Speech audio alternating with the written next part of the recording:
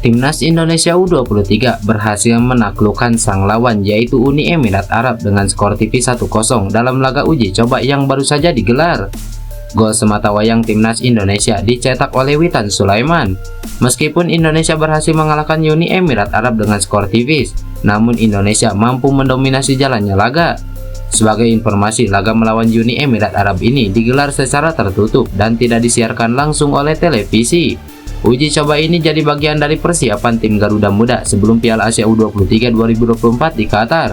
Piala Asia U23 2024 digelar pada 15 April sampai 3 Mei 2024. Timnas Indonesia U23 bakal bersua tuan rumah Qatar, Australia, dan Yordania di grup A. Timnas Indonesia U23 sendiri bakal menggelar pemusatan latihan pada 1 sampai 10 April 2024. Laga melawan Uni Emirat Arab menjadi penutup rangkaian uji coba internasional sebelum laga pembuka Piala Asia U23 2024 mendatang.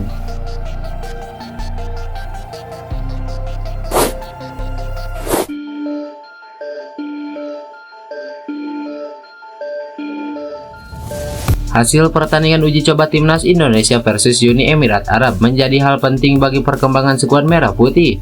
Pelatih Timnas Indonesia Sintayong menggunakan laga uji coba Timnas Indonesia versus Uni Emirat Arab sebagai pijakan sebelum memasuki Piala Asia U23.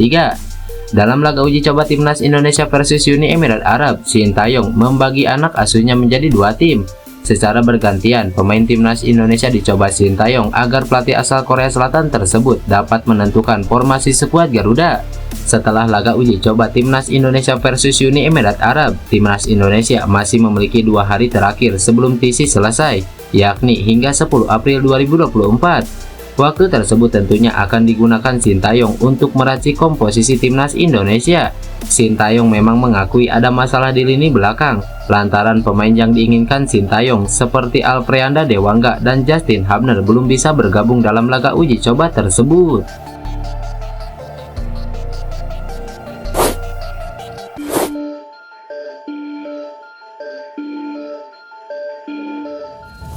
Timnas Indonesia masih gencar untuk memperkuat skuad mereka dengan masih melakukan naturalisasi kepada sejumlah pemain keturunan.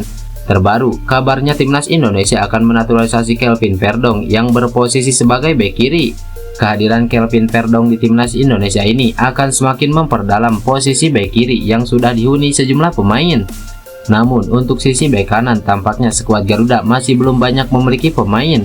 Untuk saat ini, hanya 2 pemain yang sering diplot pada posisi tersebut, yaitu Asnawi Mangkualam dan Sandy Walsh. Agar bisa memperdalam skuad untuk posisi itu, PSSI bisa menaturalisasi Kevin Dix yang saat ini bermain untuk FC Copenhagen.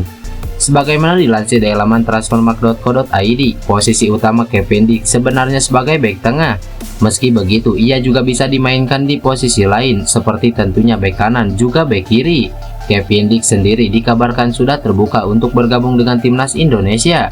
Menarik menanti bagaimana kisah kelanjutan naturalisasi dari Kevin Dix ini.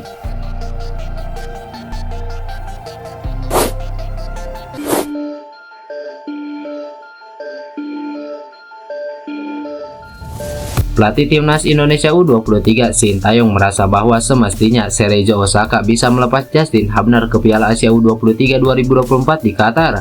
Sintayong melihat bahwa beberapa klub negeri matahari terbit lainnya mengirimkan pemainnya ke Timnas Jepang U23 yang juga akan berkancah di Piala Asia U23 2024. Cerezo Osaka misalnya yang mengikhlaskan Ryuya Nishio dipanggil Jepang U23 untuk Piala Asia U23, sementara kebijakan itu belum berlaku untuk Justin Hubner.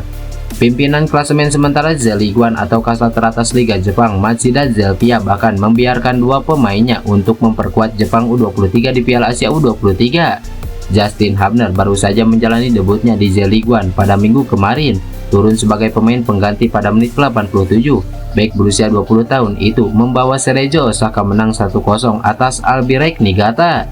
Sebelumnya, Ketua Umum PSSI Erick Thohir mengungkapkan bahwa Cerezo Osaka baru bersedia melepas Justin Hubner ke Timnas Indonesia U23 untuk Piala Asia U23 setelah 17 April 2024 mendatang. Padahal perjuangan Timnas Indonesia U23 di grup A Piala Asia U23 akan dimulai pada 15 April 2024 dengan menantang tuan rumah Timnas Qatar U23.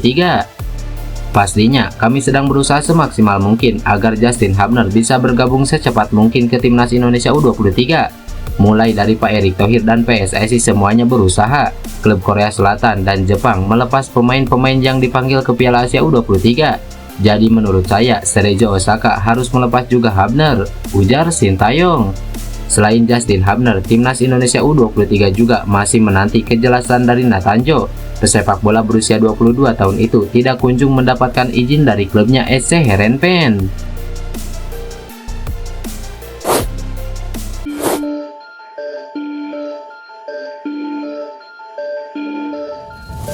Ketua Umum PSSI Erick Thohir memberi kabar baik soal progres naturalisasi Martin Paes.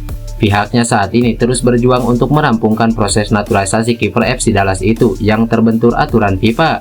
Proses naturalisasi dari Martin Paes terganjal peraturan FIFA artikel 9 ayat 2 mengenai pergantian asosiasi, bahwa pemain bisa berganti asosiasi bila berusia di bawah 21 tahun saat terakhir kali membela tim pertamanya, baik di level junior atau senior dalam pertandingan resmi.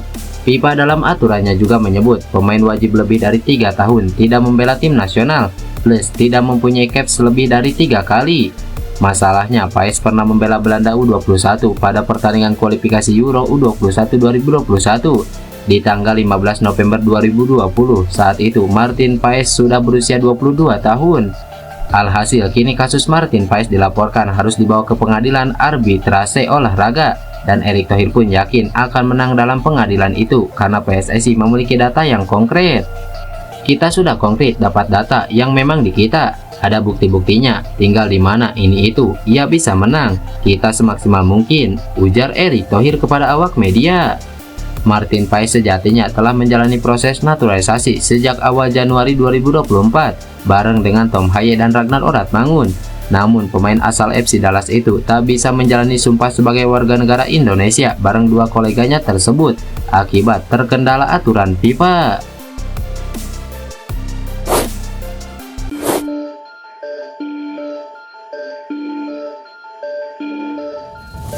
Pemain timnas Indonesia JIJ masih gagal memberikan kemenangan untuk timnya Venezia setelah hanya bermain 0-0 melawan tim papan bawah Ascoli dalam lanjutan Serie B Italia.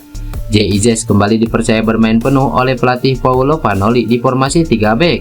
Hasil ini adalah hasil minor kedua Venezia setelah jeda internasional seusai pada pekan lalu takluk 2-3 melawan Reggiana. Panoli mengatakan hasil imbang ini adalah karena faktor pemainnya yang kurang pandai dalam memanfaatkan ruang untuk menyerang.